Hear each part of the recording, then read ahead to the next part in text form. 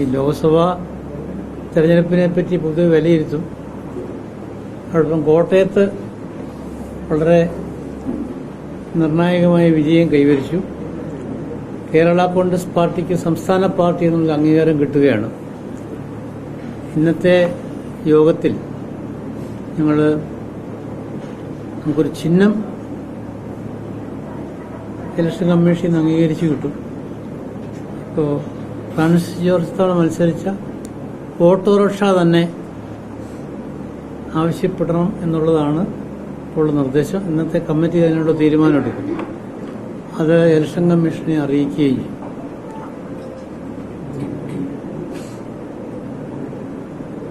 പണ്ട് കുതിരയും സൈക്കിളും ഒക്കെ ഒരു കാലഘട്ടത്തിൽ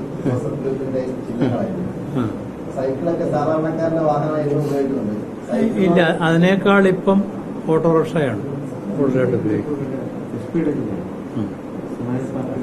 അല്ല, അതുകൊണ്ടല്ല. പിന്നെ ഇപ്പം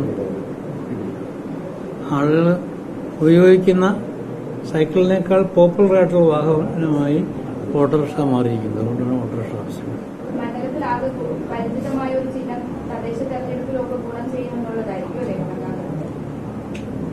അല്ല, ഇത് വളരെ പെട്ടെന്ന് ആളുകൾ ഉൾക്കൊള്ളുമെന്ന് മനസ്സിലായി ഈ തെരഞ്ഞെടുപ്പിൽ തന്നെ.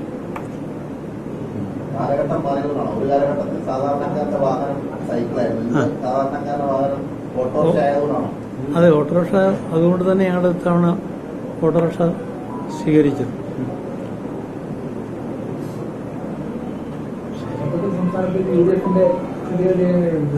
യു ഡി എഫിന് വലിയ തിളക്കമാർന്ന വിജയമാണല്ലോ ഉണ്ടായിരിക്കുന്നത്. 20-ൽ 18 സീറ്റും ജയിച്ചു എന്നുള്ളത് വലിയൊരു വിജയമായിട്ട് കണക്കാക്കാം. അതെ അതെ, അത് പ്രത്യേകം പഠിക്കേണ്ട കാര്യമാണ്.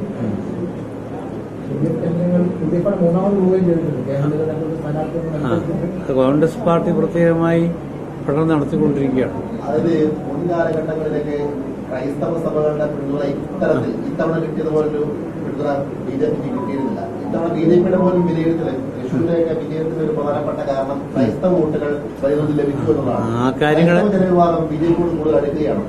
ആ കാര്യങ്ങളെല്ലാം കോൺഗ്രസ് പാർട്ടി പ്രത്യേകമായി വിലയിരുത്തുന്നുണ്ട്. ഞാനിപ്പോൾ അതിനെപ്പറ്റി ഇപ്പോൾ ഒരു കമ്മിറ്റിയൊക്കെ വെച്ചിട്ടുണ്ട് കോൺഗ്രസ് പാർട്ടി. അവരുടെ വിലയിരുത്തൽ പറയട്ടെ. നമ്മൾ ക്രൈസ്തവ സഭയുമായി ബന്ധപ്പെട്ടിരിക്കുന്ന ഒരു പ്രധാനപ്പെട്ട പാർട്ടിയാണല്ലോ കേരള കോൺഗ്രസ്. അപ്പൊ ഈ ക്രൈസ്തവ വോട്ടുകൾ ഈ ബിജെപിയിലേക്ക് പോകുന്നത് ആശങ്കയോടെ നോക്കി കാണുന്നുണ്ടോ? ഇല്ല, എനിക്ക് അങ്ങനെ ഒരു ആശങ്കയില്ല. ഇപ്പൊ തൃശ്ശൂർ ഒരു പ്രത്യേക സാഹചര്യത്തിലാണ് വന്നിരിക്കുന്നത്. അപ്പൊ അതേ സംബന്ധിച്ച് പഠനം നടത്താൻ കോൺഗ്രസ് പാർട്ടി ഒരു കമ്മിറ്റിയെ തന്നെ വെച്ചിട്ടുണ്ട്. KC ജോസഫിന്റെ നേതൃത്വത്തിൽ ഒരു റിപ്പോർട്ട് വരട്ടെ. ഈ ജോസ് കെ മാണി ഇപ്പം രാജ്യസഭയിലേക്ക് പോവുകയാണ്.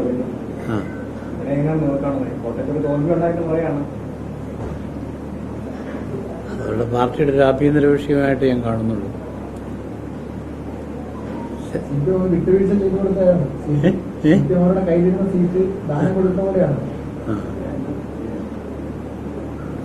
അതാ മുന്നണിക്കകത്തുണ്ടായ ഒരു വിഷയമായിട്ട് ഞാൻ കാണുന്നു.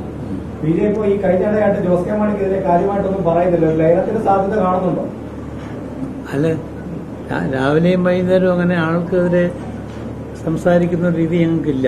തെരഞ്ഞെടുപ്പിൽ പോലും ഒന്നും പറഞ്ഞു കണ്ടില്ല. തെരഞ്ഞെടുപ്പിൽ പോലും ഒന്നും പറഞ്ഞു കണ്ടില്ല. അതുകൊണ്ട് തെരഞ്ഞെടുപ്പില് പ്രചരണ രംഗത്ത് അത് ജോസ് കെ മാണിയുടെ പാർട്ടിക്കെതിരെയല്ലേ ഞങ്ങൾ മത്സരിച്ചത്. അപ്പൊ ഞങ്ങൾ മുന്നണി വിട്ടുപോയതിന്റെ ഒരു പ്രതികരണം കൂടെ വോട്ടിങ്ങിൽ കണ്ടു, പാല ഉൾപ്പെടെ.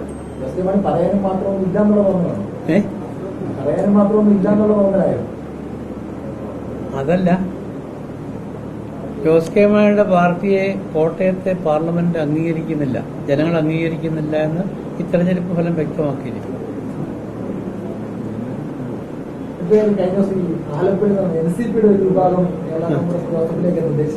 അല്ല, ധാരാളം ആളുകൾ പല ഭാഗത്തു നിന്നും പല ജില്ലകളിൽ നിന്നും പാർട്ടിയിലേക്ക് വരുന്നുണ്ട്.